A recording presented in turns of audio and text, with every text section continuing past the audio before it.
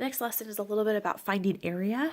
If you are absent from class today, you need to speak to your teacher to get yourself a formula area or a formula sheet that's going to have all these area formulas that I'm going to use on them. So please make sure that you do that if you are absent, you're missing class today. In general, an area of figure is the number of square units an area encompasses. When you were in elementary school, you saw a shape actually drawn out on graph paper, and you had to go through and count up how many squares it covered. That was actually finding the area. I kind of broke down for you some steps to find area. First of all, you need to identify what shape you have. Look at your formula sheet, look at your options. From the formula sheet, locate and write down your formula. Identify the key parts of the polygon that you need to be able to do your formula. You're going to notice bases, heights, that kind of thing. And your final step is to plug in values and calculate. So what I did was give you a couple basic examples here. We're going to go through, talk about the name, talk about the formula, and what's important to us. This first one is a square. I know it because the four sides are equal to each other, and it's also right angles. So when I look at my formula sheet, the formula is a equals s squared, and s stands for the length of a side.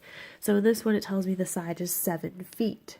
So we're going to do 7 squared, and 7 squared is just 49. Now I'm talking not just units, so not just feet here, I'm talking about square units. So we're going to actually write this as feet squared, but when we read it out, we would say the area is 49 square feet. Next shape that we have here is a rectangle.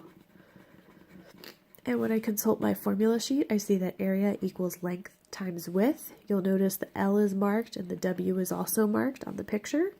So we just get to plug in. LW means L times W, so 10 is your length, times your width is 8.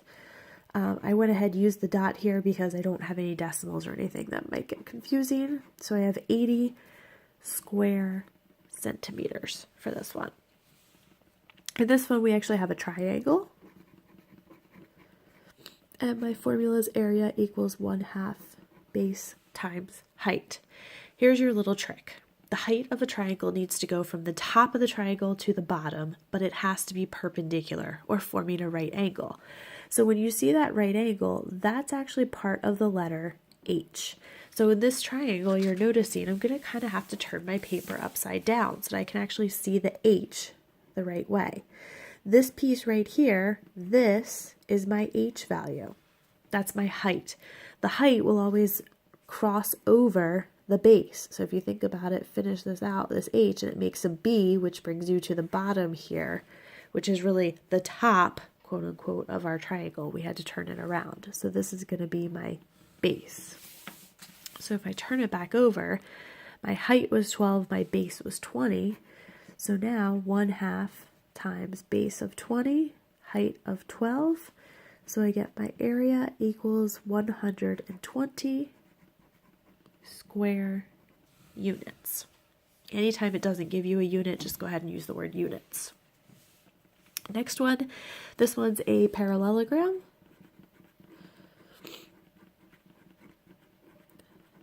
So looking at this one, parallelogram is area equals base times height.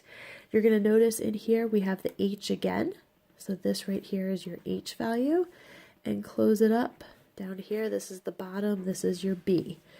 So area equals 22 times 10. It's a mental math problem. So we get 220 square inches. In the next one, looks like some stuff got cut off here, but we do have a rectangle. And this should have been centimeters. So area is length times width. And this refers to my length, that refers to my width. However, if you remember commutative property, we could switch the order of multiplication, so it really doesn't matter. But we're going to get 10 times 4. So the area is 40 square centimeters. Over here, next one, this is a trapezoid. And the area for this one is 1/2 times the height, and then in parentheses the B1 plus the B2. Base 1 and 2 are talking about the two sides that are parallel to each other. And again, you'll notice the height, there it is, there's your right angle, so there's your height. We can call this B1 and B2, or we can switch them around, doesn't really matter.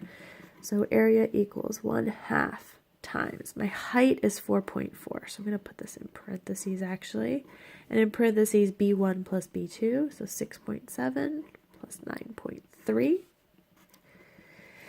Biggest mistake happens, people will put this in as a multiplication sign, so please be very careful about that one. So you have 1/2 times 4.4 times parentheses 6.7 plus 9.3. So make sure that you're careful about that, and you do get that your area is 35.2 square inches. Okay? One other basically shape that we're going to be talking about here is a circle. So a couple things that you need to know about a circle. Circles are typically named by their center, which is here in the center, obviously. When you have a line that goes from the center to the outside, that is called a radius.